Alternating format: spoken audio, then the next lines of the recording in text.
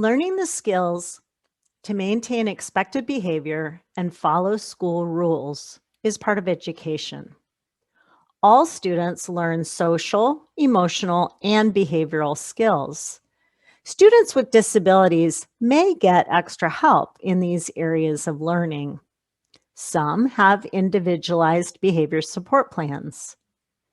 When the pre-teaching and interventions fail to stop a behavior from causing a problem, the school might call a parent to say, "Take them home."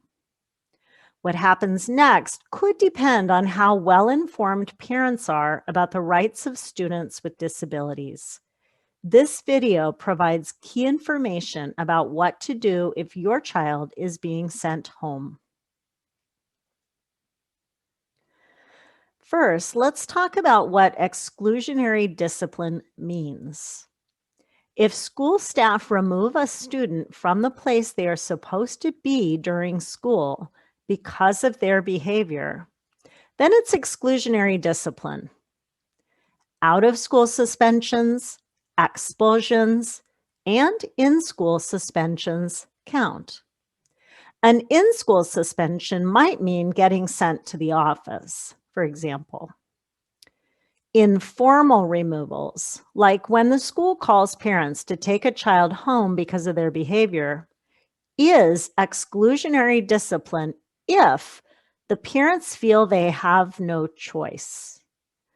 A regularly shortened school day also may be a form of exclusionary discipline if the school offers this as the only option. These final 2 points might seem like a surprise. Let's clarify a few things. It's important to know who is making the decisions. If the family chooses to take a child home early because they aren't feeling well, physically or mentally, then it's not exclusionary discipline. If an IEP or Section 504 team decides it's in the student's best interest to attend school for fewer hours, then it's not disciplinary. If a teacher takes a student into the hallway for a short chat before returning to class, then it likely does not count as a disciplinary action. Disciplinary removal from school is a decision made unilaterally by the school. If the family believes they have no option but to take their child home, or if the school imposes a shorter day without having a meeting to talk it through, then it counts as exclusionary discipline. The school would essentially be changing a student's placement without the consent of the school and family team in charge of those decisions. We need to know a few things about student rights to fully unpack this topic. So here's a quick overview of student rights, shown here as a pyramid. Students with special educational services are at the top. Special education rights are protected by a federal law called the IDEA, the Individuals with Disabilities Education Act. IDEA protects the rights of students with individualized education programs, IEPs. IDEA has specific rules about what has to happen when a student with an IEP is excluded from school for behavior. A student's civil rights are protected by federal laws also. Those laws are listed in the middle of the pyramid. The United States Office for Civil Rights, OCR, upholds these laws and provides specific guidance about what schools have to do when they discipline students with disabilities. Civil rights laws protect students with IEPs, students with Section 504 plans, and students with known or suspected disabilities who need to be evaluated to see if they are eligible for services. Sometimes discipline is the reason a student is evaluated to determine eligibility and service needs. General education rights are protected at the bottom of our pyramid. ESSA stands for Every Student Succeeds Act. Every child in the United States has the right to attend school, regardless of life circumstances that might include disability, poverty, racism, unstable housing, citizenship status, or something else. The public school responsible for serving a student cannot send them away without following specific state and federal rules. To uphold the rights of students, schools are responsible to teach expected behavior in culturally appropriate ways and to help students stay in school and learning. The U.S. Department of Education provides information about student rights.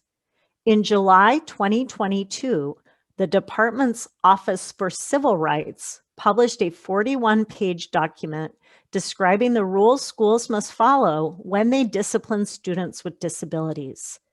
That document is called Supporting Students with Disabilities and Avoiding the Discriminatory Use of Student Discipline under Section 504 of the Rehabilitation Act of 1973.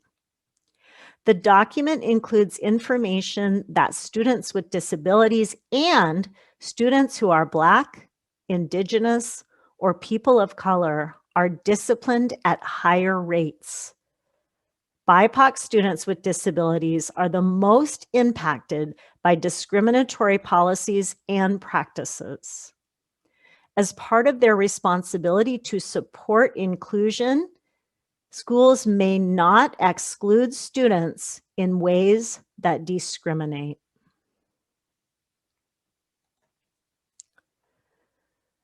Now you know that schools are responsible to teach and cannot send students away without going through a formal, well-documented process.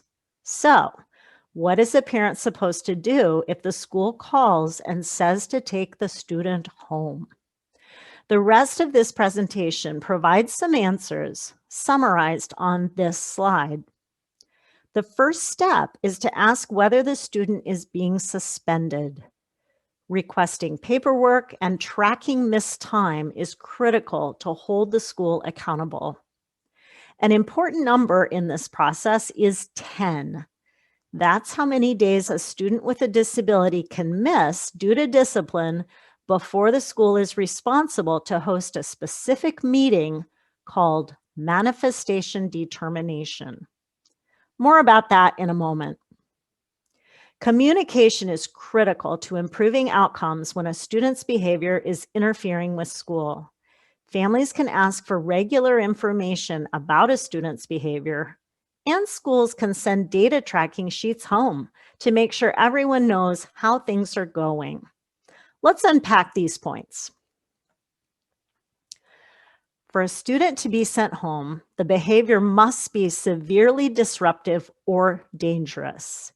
If that's what's happening, then your child is being suspended or emergency expelled.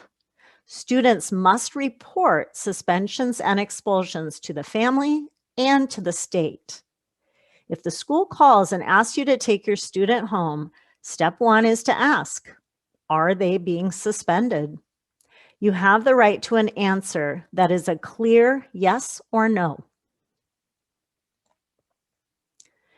If a student is being formally excluded from school because of their behavior, state law requires written notice to parents that includes a description of what they did wrong, including what school rule was broken, dates that the suspension starts and ends, what the school tried first that didn't work and why they chose to send the child home, how the student will be provided education while away from school, information that the student and parents have the right to meet with school administrators to talk about what happened, and information about the family's right to appeal the action.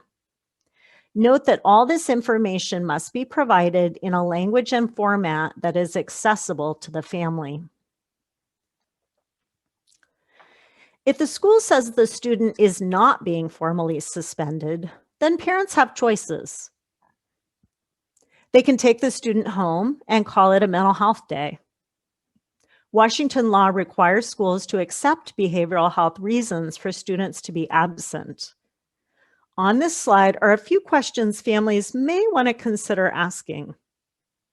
Parents can ask for a meeting to talk about services.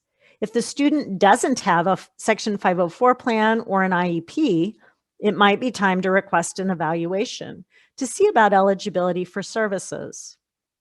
If the student doesn't have a positive behavior support plan, a meeting could be arranged to talk about that option. Parents might say they want the student to stay at school and ask for information about how and where education will be provided if the student stays. Parents can request paperwork about what happened and what the school tried before calling home.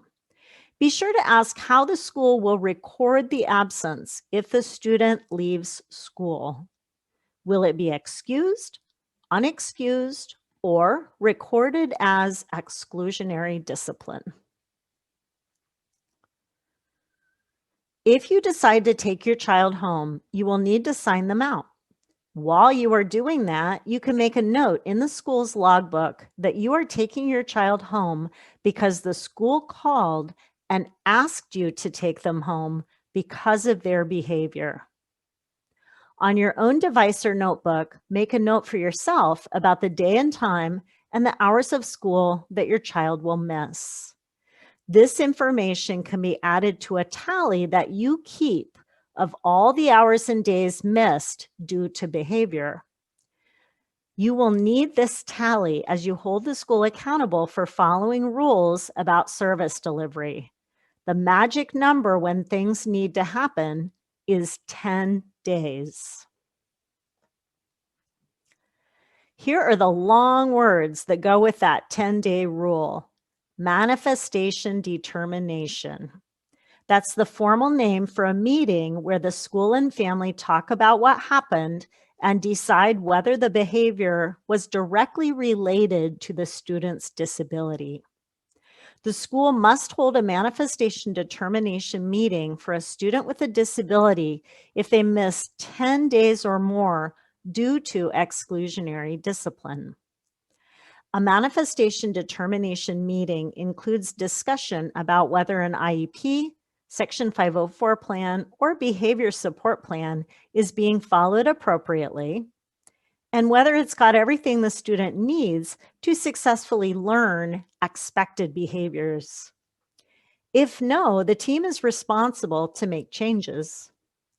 That might mean gathering more information through an evaluation or bringing together more expertise from the district or outside providers. The team may discuss changing the student's placement. Washington State Educational Agency, OSPI, provides detailed information about manifestation determination and other disciplinary rules for students with disabilities. One place to get that information is a technical assistance paper called TAP 2, available through OSPI's website, which is k12.wa.gov. Pave provides a link on the page where you clicked to watch this video. Here's a general tip for parents to prepare for ups and downs. If parents tell the school they want to know what is working, the challenges, and the truth, they are setting up a communication pathway for whatever happens. Hopefully, collaborative problem solving will result. For example, knowing what's going well will help everyone support the student to build on strengths. Knowing what is challenging might prevent problems from getting worse. Saying you want to know the truth might help the school understand that you want to work together and don't want them to gloss over a behavioral incident by sending your student home without an official suspension, for example. When every trouble is treated as a chance to learn and improve, progress can accelerate. Here's a Pave resource that might provide additional information you're looking for. On our homepage, under the calendar, is a behavioral health toolkit with information about crisis systems, school-based services, medical systems, family support agencies, advocacy opportunities, and more. Within the Behavioral Health Toolkit is a video about best practices for supporting behavior at school. A functional behavioral assessment is called an FBA. That assessment can gather information for schools and families to develop a positive behavior support plan. The name for that plan is BIP or BIP, Behavior Intervention Plan. Pave's video can help families and schools work to make sure that FBA and BIP are unbiased and built to teach a student what they can choose instead of behaviors that are leading to problems. Pave provides a sample letter for requesting an FBA. Look for it within our toolkit of sample letters. This training is provided by Parent Training and Information, PTI, a program of Pave. Our nonprofit has been helping families in Washington State since 1979. Students, family members, and professionals can get direct assistance by going to our website, wapave.org, and clicking Get Help. We provide language translation options. You can also leave a message by phone to request help, 800-572-7368. If you need help with the accessibility of any of our resources, please let us know. This slide is a reminder that Pave is not a legal service agency and cannot provide advocacy, advice, or legal representation. Our goal is to empower families by providing information and access to resources. Thank you for listening and learning today and for being an advocate for someone with unique needs. Remember that it's not your job to hold up the entire world and that you need time to care for yourself and recharge your own batteries. Please practice self-care and make sure your own social emotional needs are a priority.